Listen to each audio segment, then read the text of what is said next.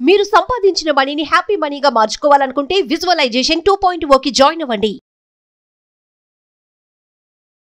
నమస్తే కల్పన గారు. నమస్కారం అండి. పిల్లలకి మన యొక్క ఫినాన్షియల్ స్టేటస్ అంటే మనకి ఇంతే ఉంది, దీనిలోనే మనం బతకాలి, మన కోరికలు ఏవైనా సరే మనం కష్టపడితేనే తీర్చుకోగలము అనేది ఆ కాన్సెప్ట్ ఏ విధంగా నేర్పించగలము అంటారు?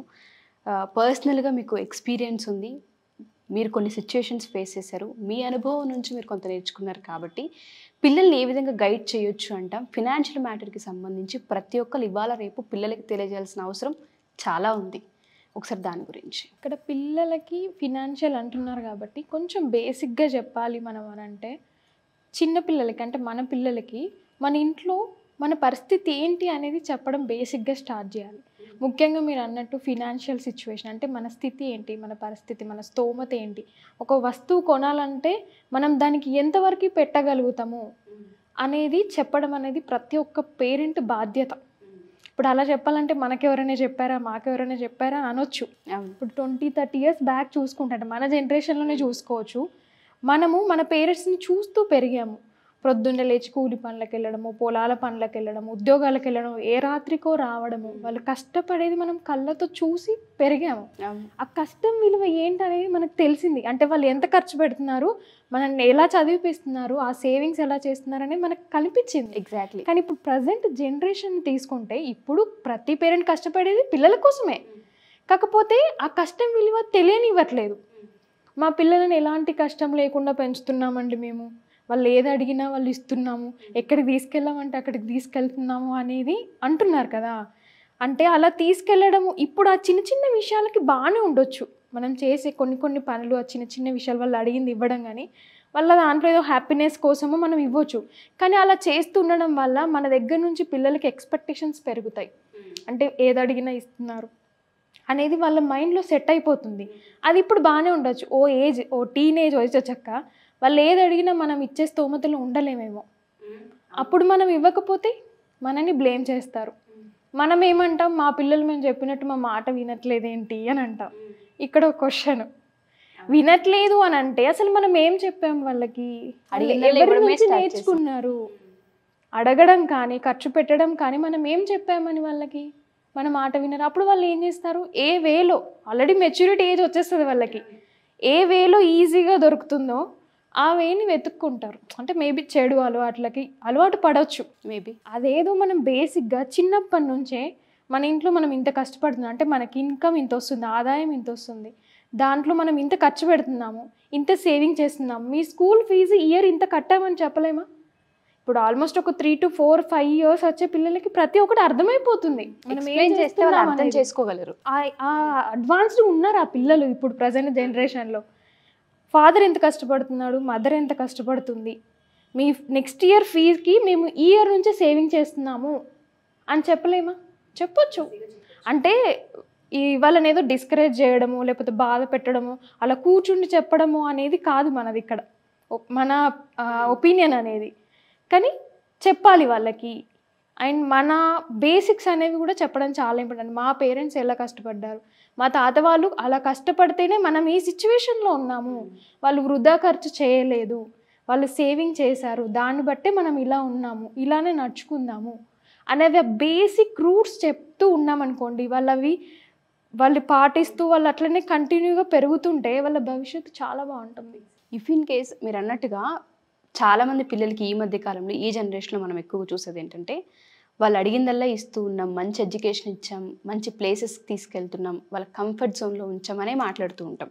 ప్రతి ఒక్క పేరెంట్ వాళ్ళ పిల్లల్ని కంఫర్ట్ జోన్లో ఉంచాలనే కోరుకుంటారు. బట్ దానికంటే ఒక బౌండరీ ఉంటుంది. మనం ఫినాన్షియల్ స్టేటస్ తెలియజేయడం కూడా ఒక భాగం, ఇంపార్టెంట్, అవసరం. చాలా అది ఎప్పుడైతే మర్చిపోయి పిల్లల్ని ఇలా చేస్తూ ఉంటారో నెగిటివ్ ఇంపాక్ట్స్ ఏ విధంగా ఉంటాయి? మీరు టీన్స్ అన్నారు కాబట్టి ఆ వయసుకు వచ్చిన తర్వాత ఎఫెక్ట్స్ ఏ విధంగా మారే అవకాశం ఉంటుంది అంటారు అసలు? అదే అండి, మొదటిగా మనకు బేసిక్ నుంచి చెప్పకుండా ఉంటే వాళ్ళకి అదే అలవాటు వెళ్ళిపోతుంది. అడిగిందల్లా ఇవ్వడము, ఎక్కడికంటే అక్కడికి. ఇప్పుడు బయట ఎంత టెక్నాలజీ అనేది చాలా చేంజ్ అయిపోయింది. దానివల్ల ప్లస్ ఎంత ఉందో మైనస్ కూడా అంతే ఉంది. ఇప్పుడు బయటకు వెళ్ళి చెడిపోవడం అవసరం లేదు, ఇంట్లో ఒక ఫోన్ ఉంటే చాలు చెడిపోవడానికి. అవును. ఆ ఏజ్లో వాళ్ళు చెడు అలవాట్లు ఇప్పుడు చాలా ఉన్నాయండి, డ్రగ్స్ కానీ ఇంకొకటి ఏదైనా ఆల్కహాల్ కానీ వాటికి అడిక్ట్ అయిపోతారు. ఎగ్జాక్ట్లీ. ఆ కష్టం విలువ తెలియని వాళ్ళు ఖచ్చితంగా ఈ దారికి వెళ్ళే ఛాన్సెస్ ఉంటాయి మ్యాక్స్. కానీ ఒక్కసారి మనం ఇంట్లో కష్టపడే వాళ్ళు, పేరెంట్స్ కష్టపడుతున్నారు అనేది వాళ్ళకి ఒక మైండ్లో అది ఉందనుకోండి, వాళ్ళ దారిని అసలు ఎంచుకోరు. అవును, ట్రూ. ఆ దారికి వెళ్ళడానికి అసలు స్కోప్ కూడా కనిపించదు. మీ విషయానికి వస్తే ఫినాన్షియల్ గురించి ఎంత స్ట్రగుల్ అయ్యారు, ఫినాన్షియల్ అనేది ఎంత అవసరం అనేది మీకు బాగా తెలుసు ఒక ఫ్యామిలీలో. సో మీ కిడ్కి ఎలా గైడ్ చేశారు అసలు? నేను అంటే ఇప్పుడు మా హస్బెండ్కి ఏదో ఇలా అవ్వడం వల్ల అనేం కాదు, నేను నా బేసిక్ రూట్, మా పేరెంట్స్ కానీ మా ఇన్లాస్ కానీ వాళ్ళ రూట్ నుంచి నేను ఫాలో అవుతున్నాను అనమాట. వాళ్ళు ఎలా ఉన్నారు, నేను ఎలా పెరిగాను అనేది మా పాపకి తనకి కొంచెం ఒక 3 years నుంచి 3.5 4 years నుంచి నేను స్టార్ట్ చేశాను. అంటే ఫాదర్ ఇంత కష్టపడుతున్నారు, నేను ఇంట్లో ఇంత కష్టపడుతున్నాను కాబట్టి ఇప్పుడు మన కుకింగ్ కూడా ఒక కష్టమే. అది ఇక్కడి వరకు వస్తుందని అంటే అంత కష్టపడితేనే కదా ఇక్కడి వరకు వచ్చేది అనేది నేను మా పాపకి చిన్నప్పటి నుంచి చెప్తూనే వచ్చాను. అది ఎక్కువ ఎప్పుడైంది అని అంటే మీకు తెలుసు, మా హస్బెండ్కి అలా లాస్ట్ ఇయర్ అవ్వడం వల్ల అది ఇంకా ఎక్కువ అవ్వడము, తనతో నేను లేకపోవడము. నేను చాలా మంత్స్ తర్వాత తనని చూడడానికి వచ్చినప్పుడు, తనని ఊరికే బయటకు తిప్పుదామని తీసుకెళ్ళినప్పుడు, అన్ని డేస్ తర్వాత వచ్చినప్పుడు నాకు కూడా తనకి ఏదో ఇవ్వాలను, అడిగింది ఇవ్వాలని ప్రతి ఒక్క పేరెంట్కి ఉంటుంది సేమ్, నాకు కూడా అంతే. తను అడిగింది ఇవ్వకపోవడము, అప్పుడు తను ఏడవడము, నాకు బాధ అనిపించడం ఈక్వల్గా. అప్పుడు ఆ టైంలో నేను చాలా సఫర్ అయ్యాను. కానీ అది పిల్లలకి తెలీదు. అంటే నేను ఎందుకు తను అడిగింది ఇవ్వట్లేదు అనేది తనకి తెలీదు, నాకు తెలుసు. కానీ ఇంటికి వచ్చిన తర్వాత పరిస్థితి ఇది. ఒకప్పుడులాగా మనం లేము. అప్పుడంటే నువ్వు అడిగిన ఒక పెన్సిలే కావచ్చు, చాక్లెటే కావచ్చు ఇచ్చిన. కానీ ఇప్పుడు ఆ సిచ్యువేషన్ లేదు తల్లి. ఇప్పుడు ఇలానే ఉంటుంది, మేబీ దాని తర్వాత మారొచ్చు. కానీ ఇప్పుడు మనం దాన్ని సేవ్ చేసుకుందాం, నెక్స్ట్ నీకు డెఫినెట్గా ఇస్తాను అని అలా చెప్తూ తనకి వచ్చాను. ఓకే, గైడ్ చేయడం జరిగింది. కల్పన గారు, మీరు అన్నట్టుగా ఫినాన్షియల్ విషయాలు అనేది తెలియజేయడం చాలా అవసరం. బట్ పేరెంట్స్ ఈ మధ్య కాలంలో మేము కష్టపడ్డాం కదా, వాళ్ళు కూడా కష్టం ఎందుకు పడాలి అన్న థాట్లో ఉంటుంటారు కదా, ఆ పేరెంట్స్కి మీరు ఏం చెప్తారు? అంటే నేను చూసానండి మీరు చెప్పినట్టు చాలా వరకు ఇప్పుడు మన జనరేషన్ చూసుకుంటే ప్రతి ఒక్కరు కష్టపడి ఈ స్టేజ్ వరకు మంచి జాబ్లు కొట్టడం కాబట్టి మంచి పొజిషన్లో ఉన్నారు. సేమ్ అదే మన పిల్లలకి. అంటే నేను చెప్పేది ఏంటంటే మన పిల్లల్ని కూడా ఫస్ట్ స్టెప్ నుంచి ఎక్కించాలా అనేది నా ఉద్దేశం కాదు. మనం 10th వరకు ఎక్కాము, 10 steps ఎక్కాము, మన పిల్లల్ని 11th నుంచి ఎక్కిపిద్దాము. కాకపోతే ఈ 10 steps ఎంత కష్టపడి మనం 10 steps ఎక్కాము, ఆ కష్టం విలువ ఏంటి అనేది చెప్పాలి. ఓకే, అది నేను ప్రతి ఒక్క పేరెంట్కి అదే ఒకటి సజెస్ట్ చేయాలనుకుంటున్నాను. ఫినాన్షియల్లో ఎస్పెషల్లీ ఏ వయసు నుంచి చెప్పడం మొదలు పెడితే మంచిది అంటారు పిల్లలకి? అంటే వాళ్ళ రూట్కి వెళ్ళి మనం చెప్పగలగాలి, వాళ్ళకి అది అర్థం చేయించాలి. అంటే ఆ బాధ్యతలు కూడా, డబ్బు అవసరాలు, డబ్బు బాధ్యత ఏ విధంగా తెలియజేయాలి అంటారు? ఏ వయసు నుంచి? ఇప్పుడున్న ప్రజెంట్ జనరేషన్లో పిల్లలైతే 3 years 4 years నుంచే వాళ్ళకి అండర్స్టాండింగ్ పవర్ అనేది చాలా ఉంటుంది. అది కొంచెం మన ఇంట్లో విషయాలు చెప్పడం స్టార్ట్ చేయాలి ఆ ఏజ్లో. ఒక 4 cross అయ్యి 5 yearsలో వస్తున్నారు అని అంటే మన ఫినాన్షియల్ సిచ్యువేషన్ కూడా చెప్పడం స్టార్ట్ చేస్తే, బేసిక్గా ఇంట్లో చిన్న ఖర్చులే కావచ్చు, వెజిటేబుల్స్, గ్రాసరీస్, ఎంత ఖర్చు వస్తుంది, మనకి ఎంత వస్తుంది ఇన్కమ్ ఎంత అవుతుంది, దాంట్లో మనం ఎంత సేవ్ చేయాలి, ఒక 1 rupee సేవ్ చేయాలంటే దాన్ని ఎంత కష్టపడాలి, చిన్న వాళ్ళకి అర్థమయ్యే భాషలో అలా చెప్పడము. సేవింగ్స్ కానీ ఖర్చులు కానీ వేటికి ఎంత ఖర్చు పెట్టాలి, అన్నెసరీ కొన్ని అసలు మనకు అవసరం లేదు వాటిని కూడా కొనేస్తారు.